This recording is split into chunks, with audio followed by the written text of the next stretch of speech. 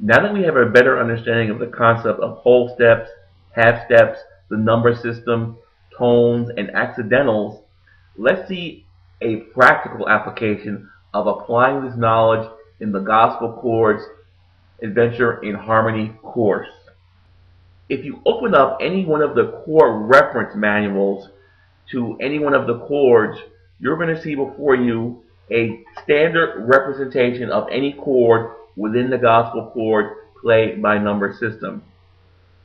Just as an example, I happen to be looking at the first chord in volume number 1. At the top of the page is the name of the chord, in which the rest of the page is going to tell you how to create. In this particular example, we're going to learn how to create the major gospel chord. Notice how I didn't indicate the particular quality of the chord, such as an A major chord, a D flat chord, an E flat major chord. This is because the information on this page is going to tell us how to create that chord in any key. Now, just for the sake of example, so we have an actual chord to show you with a particular quality, we had to pick a key for the particular course, and we just happened to pick the key of D flat for all of the chords within this course. But the information contained with each one of the chords will allow you to apply this to any key. So since we're in the key of D flat, and we happen to be in the section of volume 1 on harmonizing on the 1 of D flat is D flat. So as an example here, you're looking at an example of a D flat major chord. Now just below the picture of the chord, you will see a formula associated with the chord. Every chord has a formula associated with the construction of the chord. This is the information that we need to construct the chord in the gospel chords play by number system. We see here that in order to construct a major chord in any key, it's telling us that in the right hand we need to play a 1, a 3, and a 5, and with the left hand and or our foot pedal, we're going to play a 1. Now on the very bottom of the page is an example of the actual notes that we would play if we were harmonizing on the 1 and in the key of D flat. So these are the actual notes that you would play for a D flat major chord. So in the right hand, the 1 is simply a D flat, the 3 is an F, and the 5 is an A flat. And with our left hand and or our foot pedal, we'd be playing a D flat in the bass. Now suppose you wanted to play an F major chord. All the information that you need to construct that chord is right here on the page. In fact, it's telling us in order to construct a major chord in any key, we're simply going to play the 1, the 3, and the 5 in our right hand, and with our bass and or left hand, we're going to play the 1 in whatever key we're in. Since I've just asked you to play an F major chord, let's apply those numbers to the key of F. So the 1 in the key of F is simply an F. We play an F in our right hand along with the A, which would be the 3, and the C, which would be the 5. So in our right hand, we'd be playing F, A, and C. Those are the numbers 1, 3, and 5 in the F scale. And we'd be playing an F in the bass pedal and or left hand. So that's how we would construct an F major chord. More quick example, if we had to play a D major chord. Again, we simply play a 1, 3, and 5 with our right hand, but we use the numbers related to the key of D. So the 1 in the key of D would be D, the 3 would be F sharp, and the 5 would be A. So to construct a D major chord, we play D, F sharp, and A with our right hand, and 1 which would be a D with our left hand and or foot pedal. Let's look at a more complicated example. If you open up to section 3, harmonizing on the 3 in volume 1, we see here an example of a 7 sharp 9 sharp 5. That's the name of this chord. Again, it has no quality, but just for the sake of example, it's showing us an F7 sharp 9 sharp 5, since we're in the section on harmonizing on the 3. Remember, the 3 in the key of D flat is F. So if we wanted to construct a 7 sharp 9 sharp 5 in any key, the formula for that is right below the picture. So in order to construct this chord, with our right hand, you're going to play a 3, a sharp 5, a 7, and a flat 10. And again, with your left hand and or foot pedal, you're going to play the 1. And the 1 would be simply an F. So the actual notes associated with making a 7 sharp 9 sharp 5 in the key of F are the 3. What is the 3 in the key of F? That's the A. And then the sharp 5. We know the 5 is a C. So the sharp 5 would be the D flat.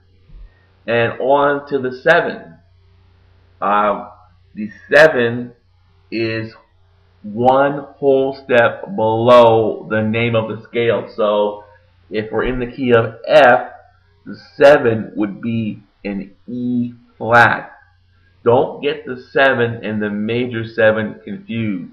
So the 7th in the key of F, since we're making an F chord, is an E flat. And the last note is the flat 10. Remember, the 10 is the same as the 3. It's the same as a minor 3. So we know the 3 is A. And if we just lower that a half a step, we'll be at A flat. So in the key of F, using those numbers, the 3, sharp 5, 7, and flat 10 are simply A, D flat, E flat, and A flat. I indicated to you before, the information is here for you to construct this chord in any key. This particular example is an example of an F7 sharp 9 sharp 5. So if you had to construct a C7 sharp 9 sharp 5, all you need to do is apply the numbers, but in the key of C. So you'd be playing a 3, a sharp 5, a 7, and a flat 10 in the key of C. And those notes would simply be what? In the right hand, what's the 3 in the key of C? That would be an E. What's the sharp 5? We know that G is the 5, so we sharp that. That would be A flat. What's the 7 in the key of C? That's a B flat. And what is the flat 10? Flat 10 is the same as the minor third. That would be an E flat. So that's how you would construct that chord in the key of C. It could be a C7 sharp 9 sharp 5. And again, you play a C in the bass with your left hand and or foot pedal.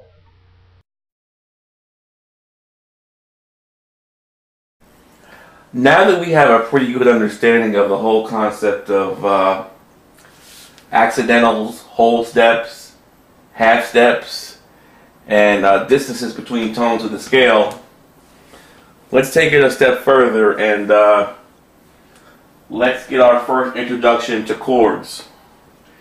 One rule which I want you to engrave in your mind from now to eternity is, I'm going to call it the golden rule of major chords. And this rule is that all major chords have a 1, 3, and 5. Those are the numbers that make up a major chord. The 1, 3, and 5 of any scale. Now before we get into that, I had made mention to a fact earlier that for keyboard players, that whole concept of key signature, that key signature that's written out in the front of any piece of music, that's not important for you, and it's not. You can just ignore that little key signature that you see out there, because for keyboard players, like I said, that's not important for you. What is important for you are the chords that you play throughout the course of any song that you play. The chords or the tones that represent those chords. For example, you have a song where you have a chord C and the next chord is D. What that really means is, as you transition through chords in a song, the chord is actually the key that you're in. I need you to change the way you think. Not the key signature that's written out there in front of the music. Whenever you play a chord, you need to set in your mind that, hey, right now I'm playing a chord. Right now I'm playing a C chord. That means I'm in the key of C. When you go to a different chord, whatever that chord is, you go to an E flat chord, you need to, in your mind, think, hey, now I'm in the key of E flat. That means everything that you're going to do, all the fancy runs and tricks that you're going to do with your right hand, you need to be in the key of E flat. So as you move through songs, that's what's important to you as a keyboard player. Every time you change chords, think in your mind, hey, oh, I'm in a new key. Like I said, you can ignore that key signature that's written out in front of the piece of music. It's not important. If you don't even know what that is or what I'm talking about, then really it's not important. Don't worry yourself about it right now. So, as I said, every time you play a chord, in your mind, you have to start thinking, okay, this chord that I'm playing right now corresponds to the key I'm in. So let's take a look at the basic chords, the major chords, which consist of, like I said, the golden rule of chords. You need to remember it here from here on out because we're going to use it a lot. Is that all chords, all major chords, consist of the 1, 3, and 5 of whatever scale you're in.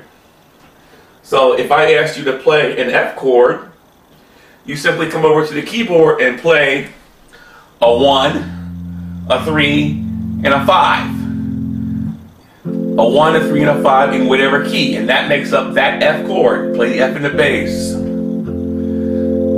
That's an F major chord. So if I said play a 1, 3, and a 5, or I asked you to make an A flat chord, you simply come over to the keyboard and you're going to play 1, 3, and 5, and you'll have an A flat chord.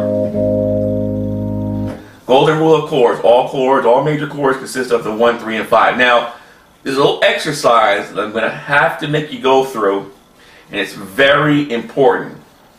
It's going to be very important in moving forward in the course, no matter how silly this exercise sounds. But I want you to go and memorize every one of the major chords in the scale.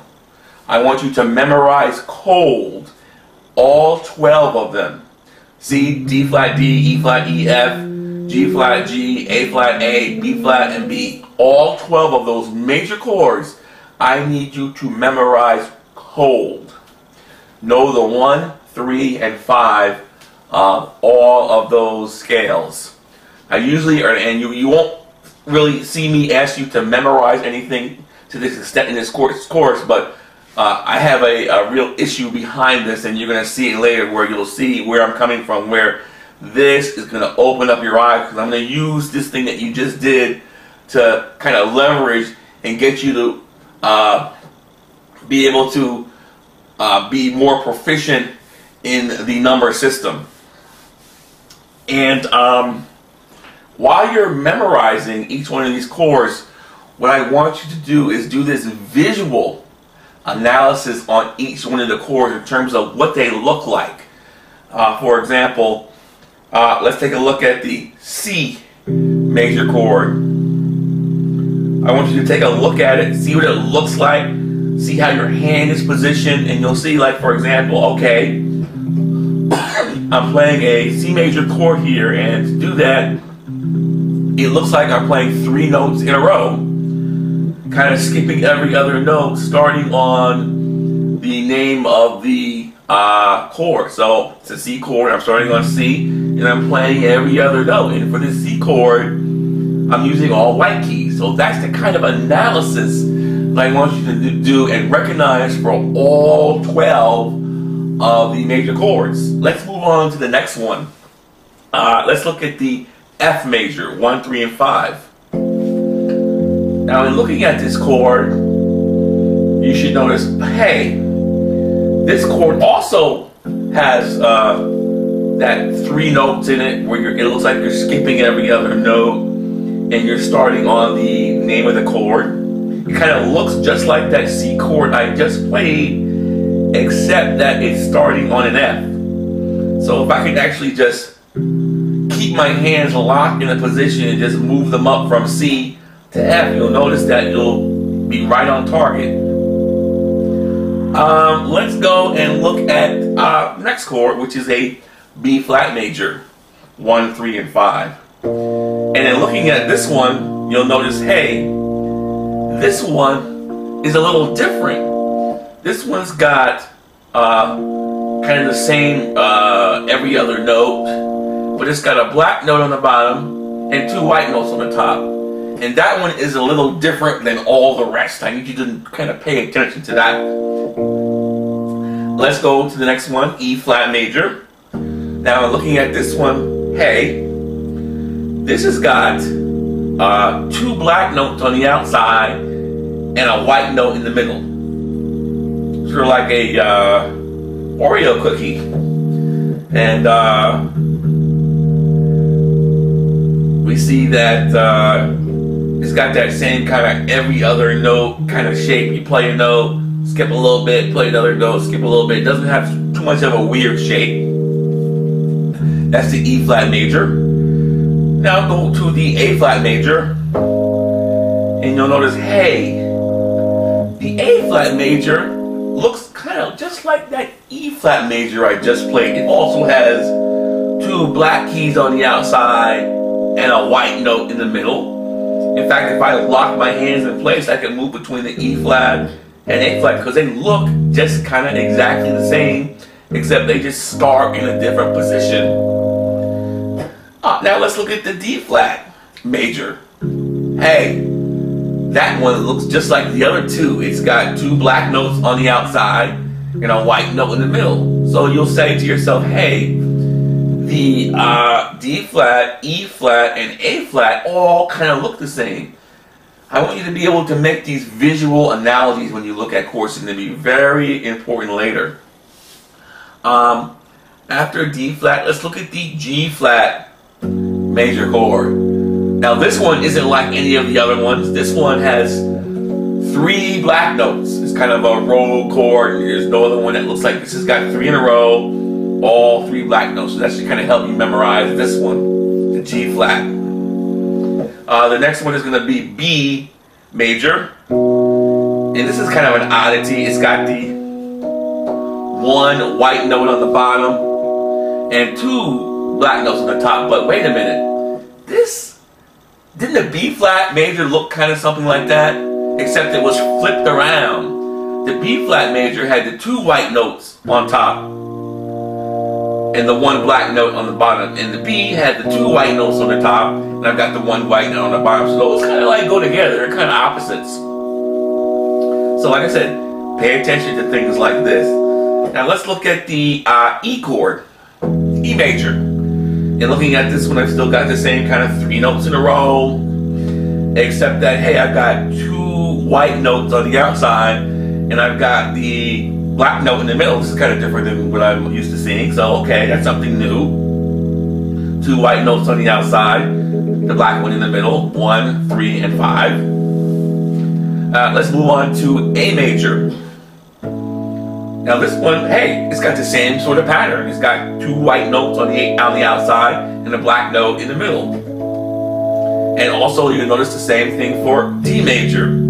It's got 2 white notes on the outside and the black one in the middle. See, I'm going a little faster now because I kind of know what they look like. And that's kind of a crutch. It's going to be kind of helpful to you later. So you'll see that here, that E, that A, and that D, they all kind of looked alike. They had the white notes on the outside and the little black note in the middle. And after D, there's G. Now, hey, G.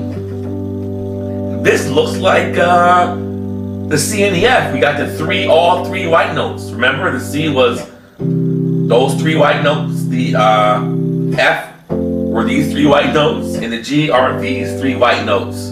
So they kind of go together. The C, F, and G, they kind of all look alike. So, like I said, I want you to learn each one of the 12 chords, each one of the 12 major chords cold, and use that visual to kind of help you group chords together so you can put your hands on it quickly.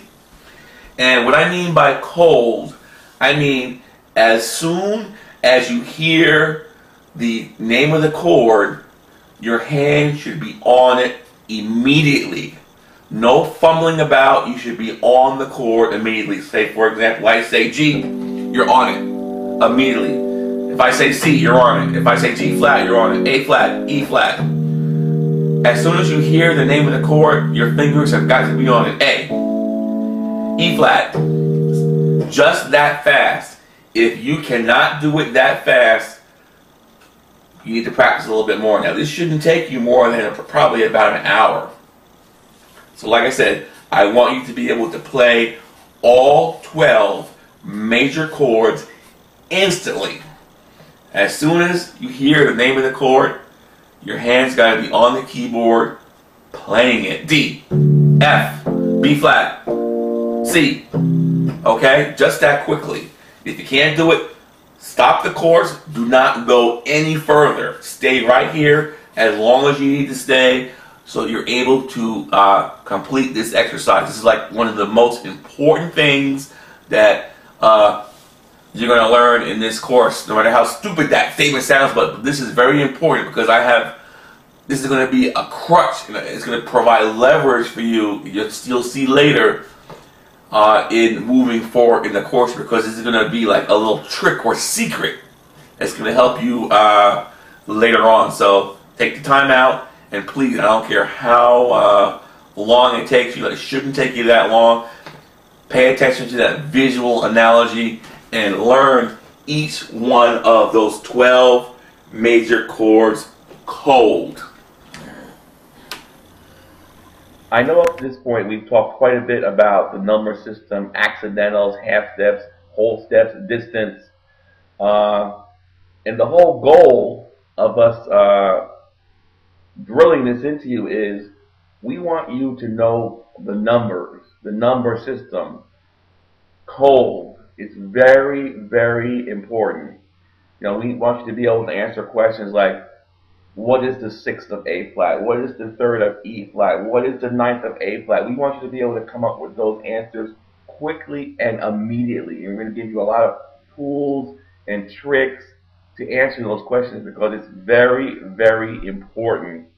For example, earlier in the course we told you that if you wanted to know the 3rd of any key, that's simply 2 whole steps up from the root. And you did this process of you actually visualizing in your head, okay, say I wanted to figure out what the 3rd of C was. You see the C on the keyboard and you count up 2 whole steps and you arrive at E. Well, that's not fast enough. We're going to take things to another level and get you to be able to answer those types of questions a lot faster. We just asked you to memorize all of the major chords. And that wasn't so that you know the major chords, but that little exercise that we went through, and we're going to show you in a minute, is going to help you become more proficient at the number system and help you in being able to answer these types of questions. Suppose someone, or I'm sure someone has already asked you in the past to memorize all of your scales. There are 12 scales, and there are 7 notes in each scale. That is quite a daunting task, and I would not want to be tasked with that effort of learning all of those scales so that I can answer questions like, what is the 6th of E flat? What is the 3rd of A flat? What is the 9th of A? You know, learning the scales to that level, that would take you weeks and weeks and weeks.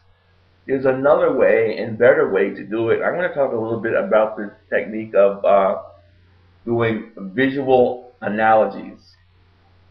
This is a very powerful and fast technique to access things stored in your brain by a process of doing a visual analogy. In fact, you already do this every day and probably don't know it. So let me just kind of like let you know how it works, or parallel how it works by something that you can understand and something that you do every day. For example, when you have to spell a word, you're doing a visual analogy. For example, say I ask you to spell the word math. Let's talk about the process that the brain goes through. You can't immediately spell that word. You have no idea what letters are in that word. You can't answer that question. If I asked you, what's the 3rd letter in the word math, you didn't learn words that way. You didn't memorize the nth letter of every word. You can't immediately answer that.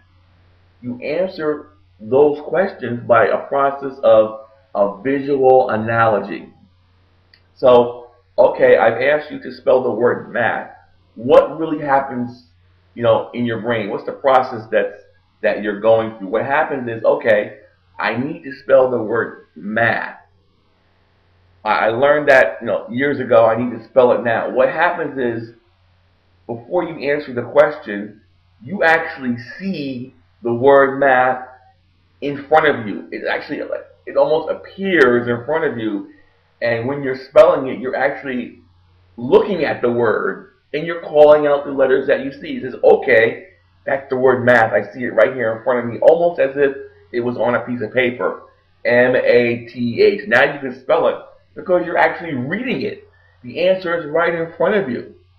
And I want you to be able to do or use this same process in your music.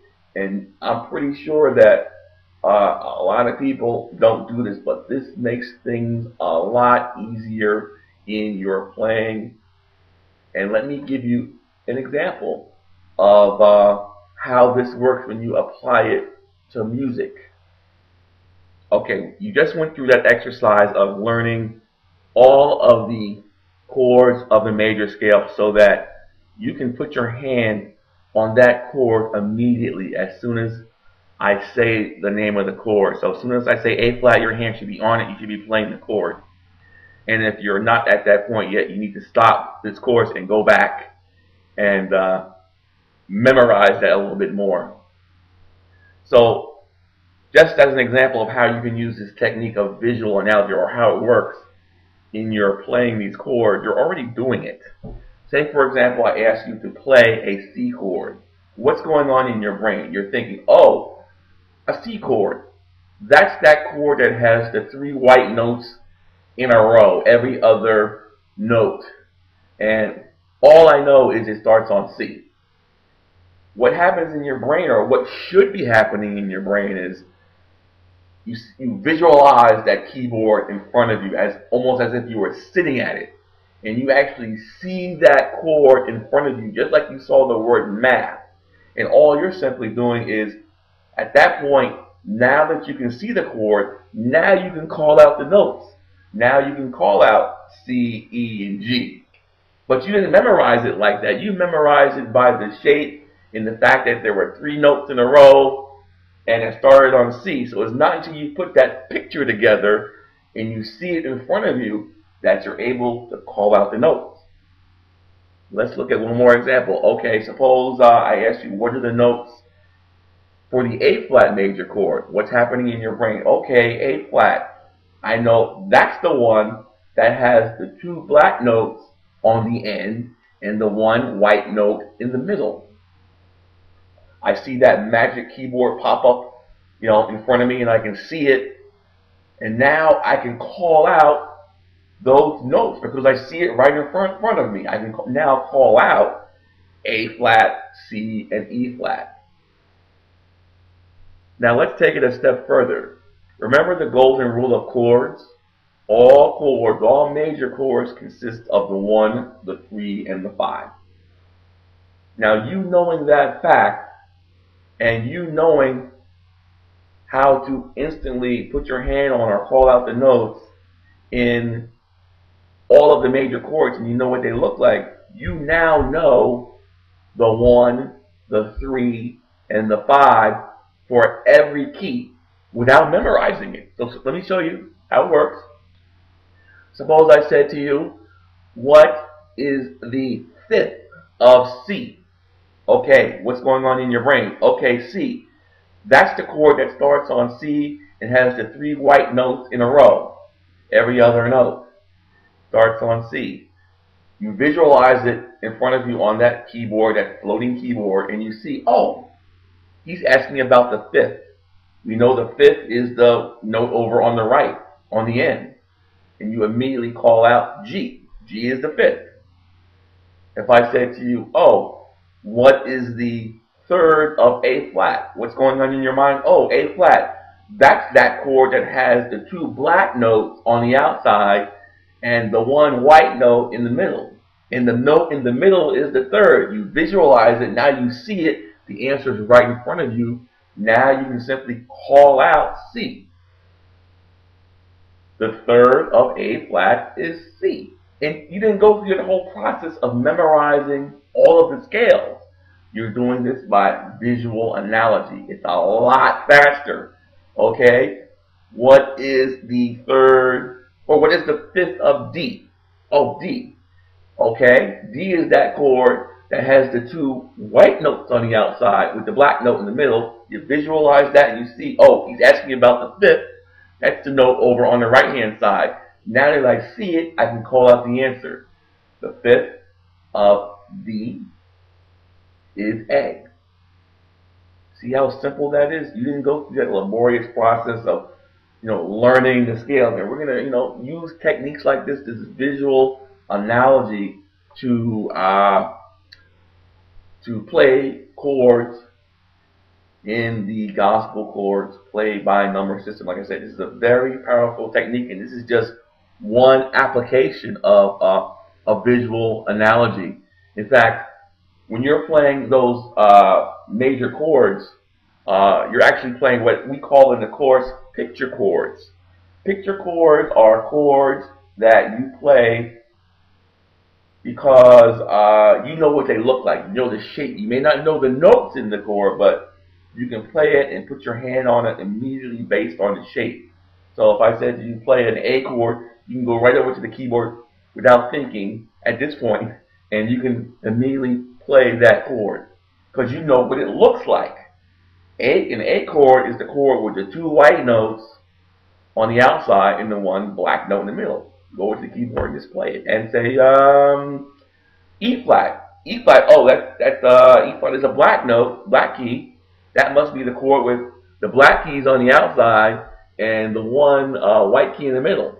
So you can go over and simply hit E flat, G, and B flat. So at this point, using this technique of visual analogy, you immediately know the 1, the 3, and the 5 of every scale. So those tones should not be a problem for you anymore at this point.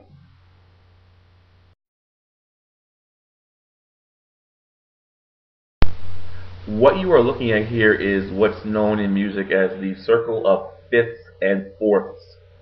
The way it worked was if you looked at the circle and you read it in the clockwise direction, you'd be following notes in a sequence of fifths. For example, if you started at the top and you looked at C, and you wanted to know what the fifth note of the C scale was, you look to the right, which would be clockwise, and you see that would be G. And then again, if you started in G and you wanted to know what the fifth note of the G scale was, you follow it clockwise again, and you would end up at D. And if you did the same thing but in the opposite direction and you went counterclockwise, you'd be going in fourths. For example, if you started at C and you wanted to know what the fourth note of the C scale was, you look to the left of C and you see F.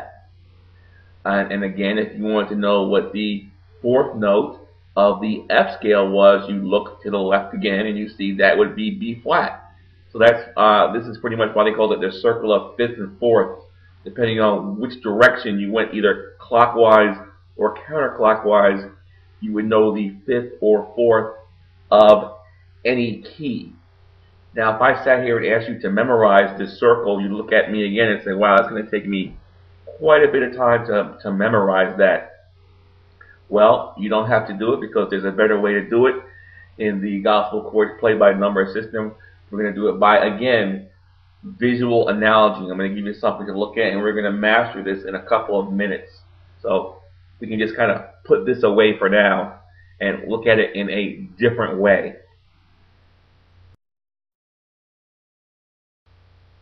What we're looking at here, I want you to memorize. Look at these two rows of letters.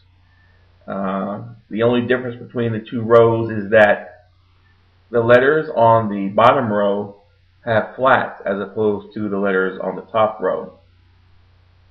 The way I want you to remember these two rows of letters are, if you look closely, you'll see the word bead, B-E-A-D, followed by GCF. So I want you to remember bead, GCF, and then the second row you can envision as bead, GCF, but without the CF. In fact, when you get to the G, stop. And really, that's really all you really need to know to memorize these two rows. You should probably have them in your mind right now. What did I just ask you to memorize? Bead, GCF, two rows. The bottom row has flats. So if I asked you to think of this as an actual word, and I asked you, well, what letter comes after B? Well, you're going to respond with E. You're spelling the word bead.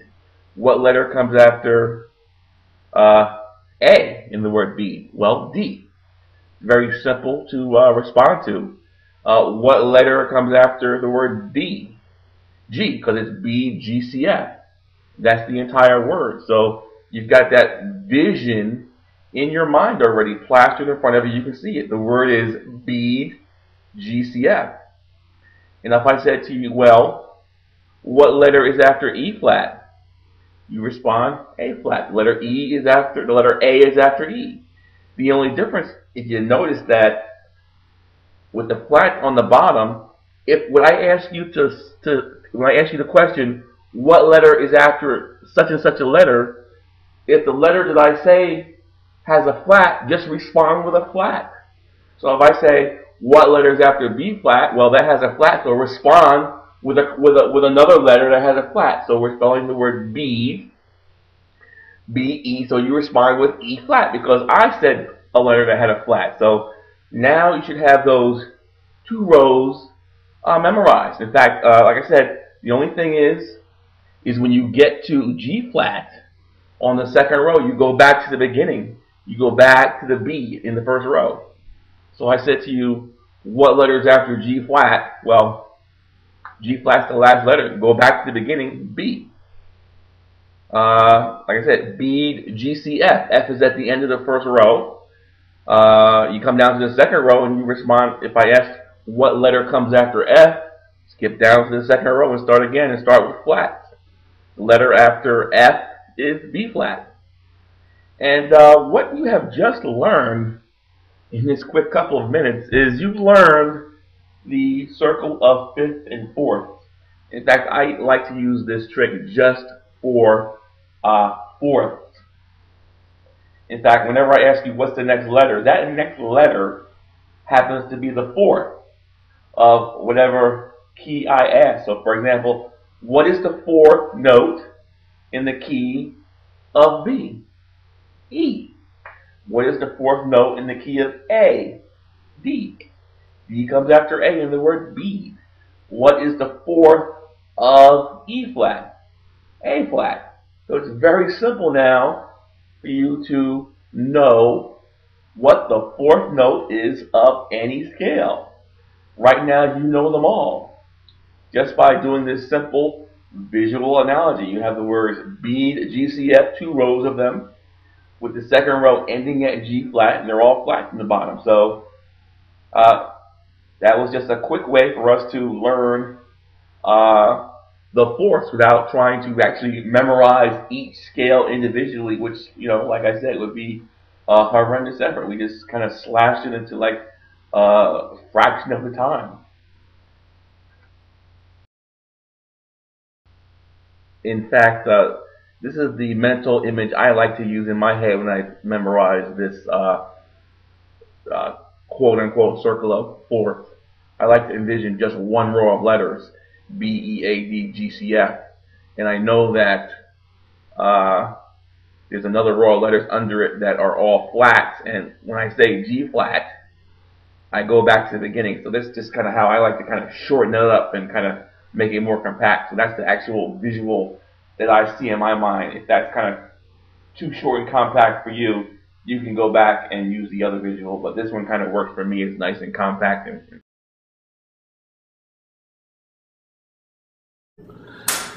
I just want to take a moment and show you how simple it is for those of you who want to write your own music and just be creative, and how simple that is by using the Adventures in Harmony series, the gospel chords played by number system. I'm going to act like I just received the course, and the book we're looking at right here is Volume 1 in Scale Harmonization. This particular volume is your Bible. There is no instruction in this volume. It's just one of the reference manuals. The instruction is in the other manuals. So after you read through the number system and got yourself familiar with how the whole system works, this volume is going to be your Bible. Just a quick note, this book is now called the Handbook of Harmony. So just say, for example, I'm in the key of D flat, and in the number system, all of the notes of the major scale in the key of D flat are numbered 1 through 8. 1, 2, 3, 4, 5, 6, 7, 8, starting on D flat. And the number system explains this all to you. Essentially, all you really need to do is sit down at the piano and kind of put these numbers together, all of these tones, because the system has been scientifically engineered and modeled through computer modeling. In fact, I have a degree in computer science and engineering, and we've been modeling these chords for over the last year, and they're kind of like Lego building blocks. They all fit together. They've been all scientifically engineered to fit together. You cannot make a mistake. You cannot put these chords together wrong. We've already taken care of that for you. All you need to do is sit down and put them together and see what you come up with, and that's what I'm going to do here. Say, for example, in the key of D flat, I'm going to start with the number 5. A flat is the 5th note of the D flat scale, so I simply open my book to the chapter on harmonizing on the 5, and I see what is available to me. There are many chords available to harmonize on the 5. There's a whole chapter on it right here. The dominant, the 5, and harmonizing on the 5. And it's just a matter of what sounds good to you. What kind of voicing do you like? You just put them together. So let's take a look at the first voicing here. It is a 13 sus. Let's play that. I'm going to play the A flat 13 sus, since I said we're going to start on the 5.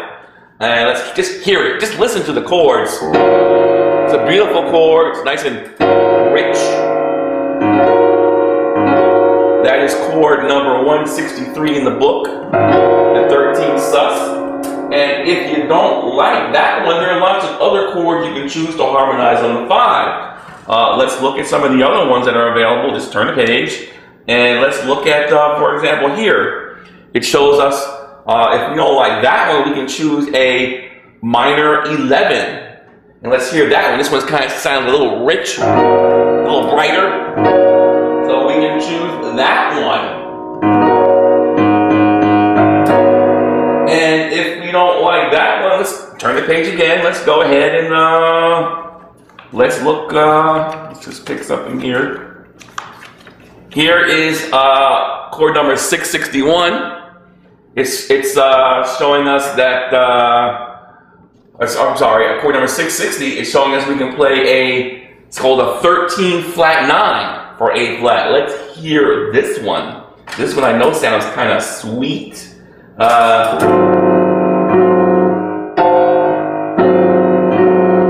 That's actually G flat, C, F, and A in the right hand with an A in the bass. That sounds kind of sweet.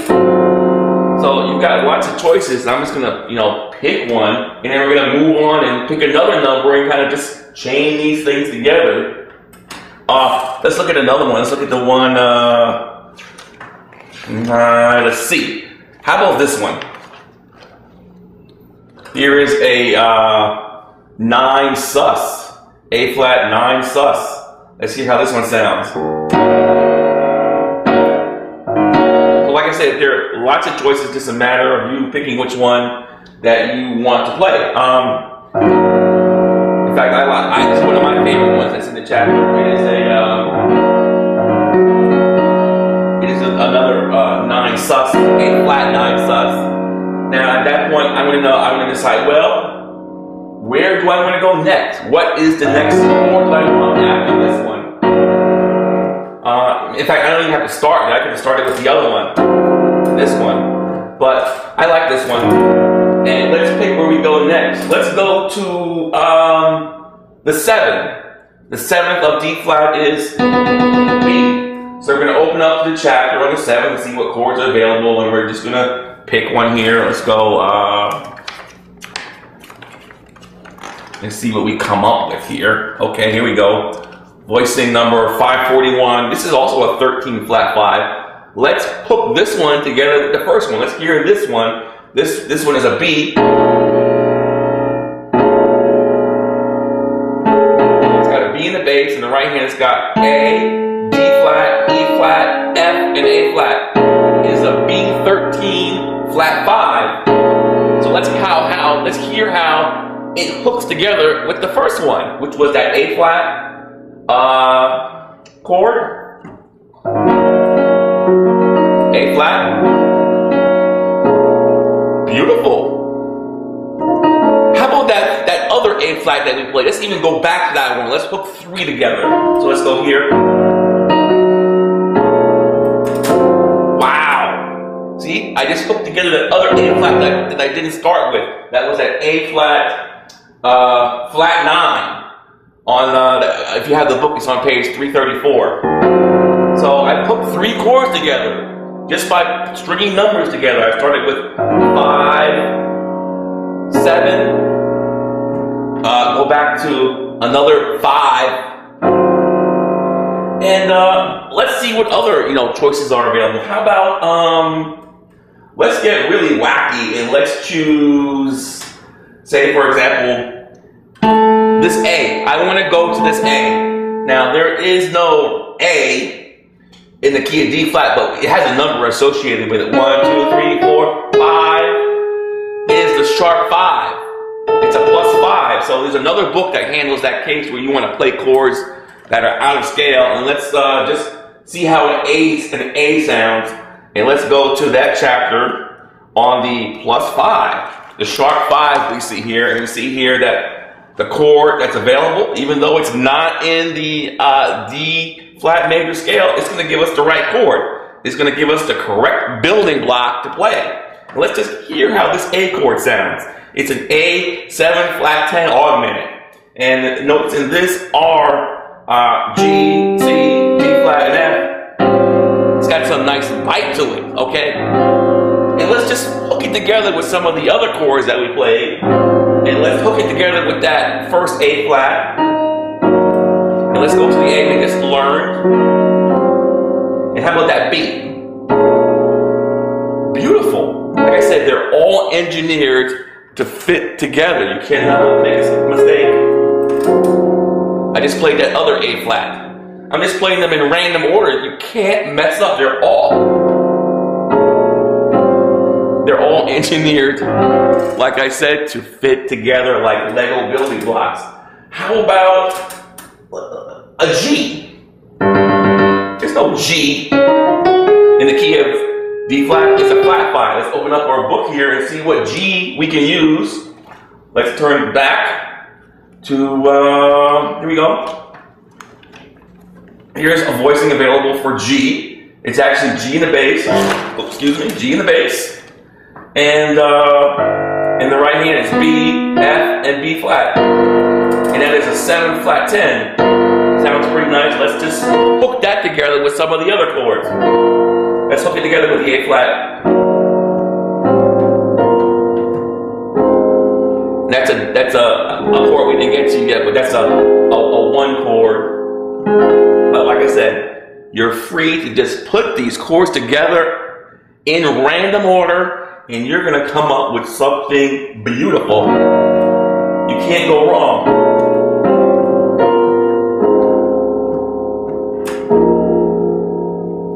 Hope that kind of shows you how simple it is to create music in the course. Thanks a lot. Hi, I want to explore tones or chords based on tones that are not in the scale that you're in. And if you use those chords based on those tones, you can get some really pretty changes if you use those chords as passing chords. For example, let's take the key of D flat. 1, 2, 3, 4, 5, 6, 7, 8 tones. We have a D, which is not in the key of D flat. We have an E, which is not in the key of D flat. And we have an A, which is not in the key of D flat. We have a flat 9, a minor 3. We have there's also a flat 5 and a sharp 5. Now you're probably thinking to yourself, if we use chords based on those tones and we're in the key of D flat, it's not going to sound good, but it does sound good if you voice it correctly. As an example, let's take a simple 5 to 1 progression, going from an A flat to a D flat. Here we have an A flat 7 sus, moving down to a D flat 6 9. Let's just take this simple 5 to 1 movement and let's insert some chords that are based on tones that are not in the scale and see how it sounds. Let's insert a D chord in between this 5 and 1. Let's go from this A flat down to a D 7 sharp 9 down to the 1. Sounds nice. Let's insert an E chord in between that 5 and 1. So we're going to go from this 5 to an E 6 9 flat 5 down to the D flat 6 9. Let's hear that A flat. Excuse me. Let's hear that A flat, E, the D flat. Let's do it again. Let's insert some sort of G chord in between that 5 and 1. Let's insert a G 6 9 flat 9.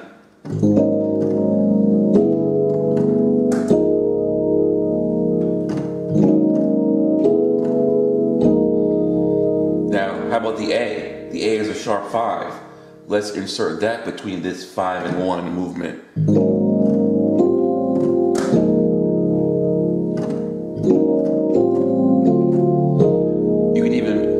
Chain these together and insert more than one of these as passing chords in between your 5 and your 1. That just goes to show you that don't be scared to use chords based on tones that are not on the scale that you're in. And I'm going to show you how these chords can be very powerful in spicing up and flavoring up your music. So here we are in the key of D flat, and we're playing chords based on tones that are not even in that key, and it sounds good. We're playing chords based on D, which is a flat 9, chords based on E, which is the minor 3, chords based on G, which is the flat 5, and chords based on A, which is the sharp 5. So we can go from the 5, flat 9, to the 1, 5, minor 3, to the 1, 5, to the flat 5, to the 1, 5, to the sharp 5, to the 1, or even the 5, to the sharp 5, to the flat 3, to the flat 9, down to the 1, and chain them all together and get something that sounds really pretty.